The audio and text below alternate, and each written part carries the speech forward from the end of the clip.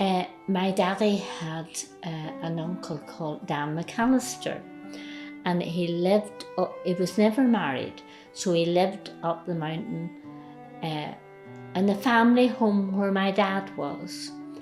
He left school very, very young, and he couldn't even write or read or do anything.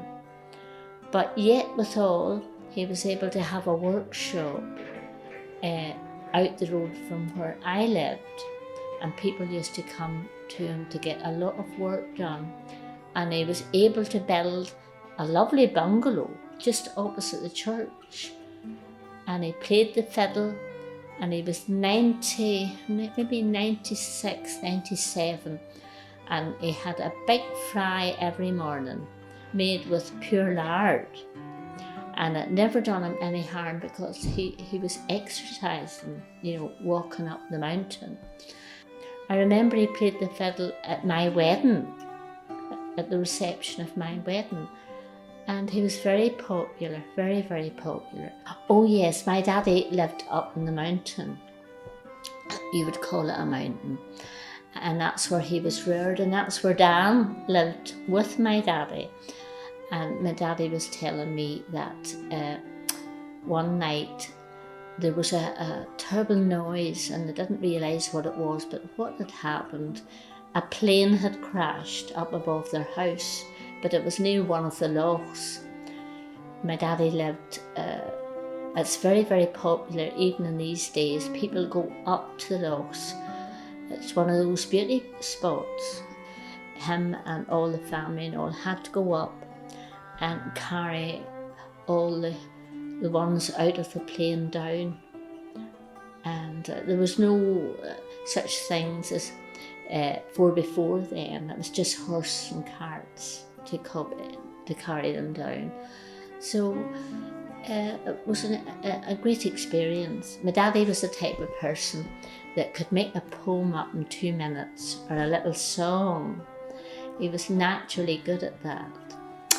And he used to enjoy giving parties for the family, and would go to a hotel and maybe he'd bring somebody along, like Dan that played the fiddle, or maybe somebody that sang, and made these lovely wee parties where we all got together. And it was amazing, absolutely amazing. He did tell me they used to have house parties at the time of the war, and he was very late leaving to go up to his house up the mountain, and it was moonlight, and there must have been telling a lot of ghost stories or something in the house before he left. And he said he was going up, and all he could see was this white thing keeping him company going up the mountain. He thought it was a ghost. And he was frightened, but actually when he got up, what was it? It was his white cuff of his shirt with the moon shining on it, and that kept him company the whole way up. So that was one of the stories he told. My late husband and myself and my 2 children, Pauline and Nigel, lived in one house next door. My late sister lived in her husband, and then in the next little house, a wee cottage, was my mammy and daddy. And it was lovely times because there was no such thing as locked doors or anything. We were able to go in and out to each other's house and have a good yarn. So it was, and all the neighbours used to call into my daddy's house. It was called I would say it was called a Cillian house, where they all dropped in. They weren't invited, but they were made very, very welcome to come in. And I used to enjoy sitting, listening to them telling all the yarns of the day.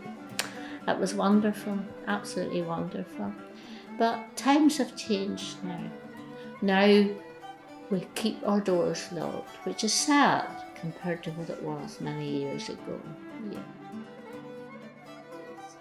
I really miss him for telling me the stories, because I have nobody now to be able to tell me that history of what went on.